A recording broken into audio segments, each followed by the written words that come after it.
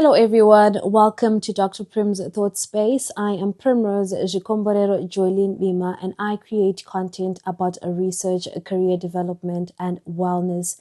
Today's topic is a sad one in my view as I will be speaking about youth unemployment. Currently on the rise in many contexts, particularly in the African continent, and also an issue that affects many graduates, high school graduates, those who've dropped out, and those who've never had the opportunity to get any formal education. Now, as a 32-year-old moving closer to 35, I realize that very soon I will actually be probably a fully fledged adult. And I haven't fully enjoyed the fruits of my labor as a youthful person.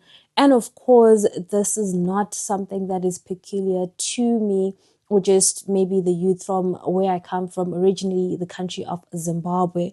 So I've just been battling with a lot of thoughts, even having anxiety attacks over the past few days because of watching the news, hearing about rising unemployment rates, looking at a lot of reports that remind me about the high levels of brain drain, skilled youth migrating elsewhere, also the reality of brain waste, which I think I am a victim of to some extent, whereby you don't fully apply the skills that you attained academically or through technical training, but just settle for jobs or work that will put food on your table or give you some form of income or just render you to be someone who is employed to some extent.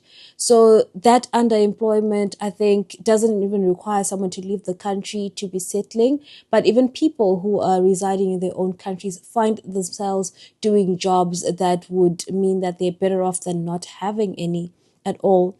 So, without breaking down and tearing up in front of this camera, I just think that it's important for us to reflect.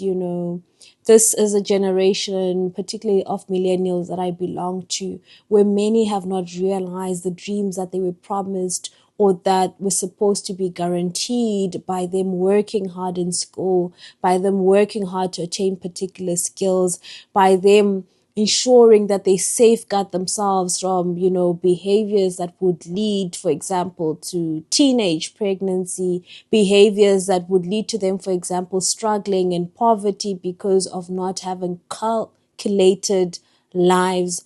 And really, I can sit here to say I reached 30, not having gotten pregnant or just rushed into marriage without, well-calculated decisions, but it doesn't mean that I managed to achieve the best.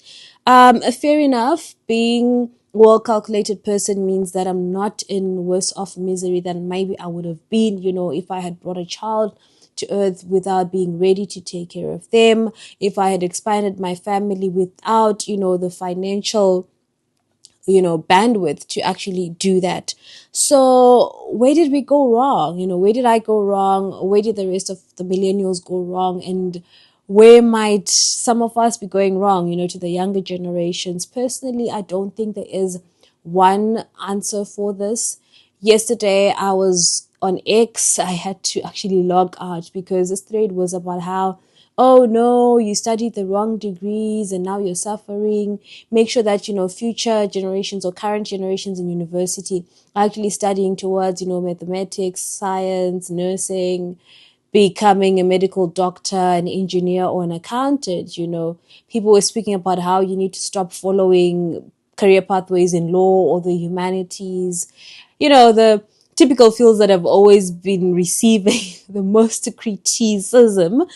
And, I understand that. I get that. It's important for us to always reflect on what is required in every economy. But the truth is actually that most of us are living in economies that are not prepared for us, where industries, a few sectors are shrinking.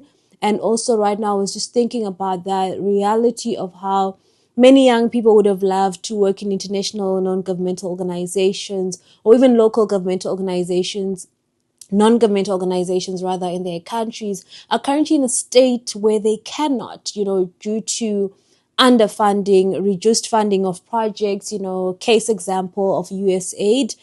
And so, to a large extent, many of us were just never ready for what is happening now. And I think most of our leaders have not been able to rise to the occasion to see how best our economies can be fail proof, particularly for the younger people. So many times, I come across a lot of posts about people that found new passions in sectors that they had never imagined themselves falling into. I could be a PhD who ends up being a content creator full time, living happily, fulfilled, and earning good money. Some people also, in line with technological advancements, hopping onto that bus. Some people, like, the creative economy is big enough for everyone, hopping onto that bus. But I think that sometimes you can be shortchanging yourself. Personally, for example, having become a full-time solo entrepreneur this year, exploring my skills in digital marketing and research consultancy, still feeling very much unfulfilled because I'm not exercising my passion for teaching. I'm not exercising my passion to be in academia, and I'm currently not exposed to my other alternative, which would have been to work in an international non-governmental organization. So I do think that it's important to consistently reflect, see what you can do, because I think the worst is just to be dejected and say, I'm not going to do anything at all. If anything, I think that you need to think more about what you can do with what you have wherever you are. Personally, looking at this camera, I believe that anyone who's watching this has some capacity based on access to technological tools, electricity, and maybe the internet to start something. So just thinking about what you can do in that regard, and also just been thinking about how maybe the traditional pathways are not necessarily bad. Becoming a nurse, for example, following the pathway to becoming a medical doctor. But even there, we have had instances where there is countries, for example, right now in Ethiopia, there is a strike because doctors are underpaid.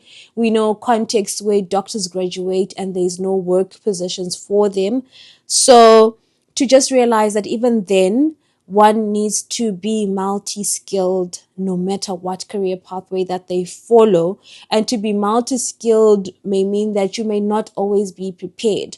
For example, like I spoke about how trends change all the time. So to keep an open mind about learning, to save up for continuous learning. I've been able to benefit from saving up and, tapping into digital marketing as a course, and also now working using those particular skills. So also just to think about how to consistently generate positive energy without relying on an occupation.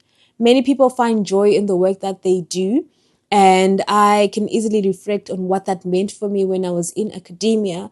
But channeling my energy to things that I love, channeling my energy towards activities that I enjoy, for example, running. I would love to do hiking. Unfortunately, I'm currently not exposed to spaces where I can hike, but even just taking walks could be something that brings you great joy.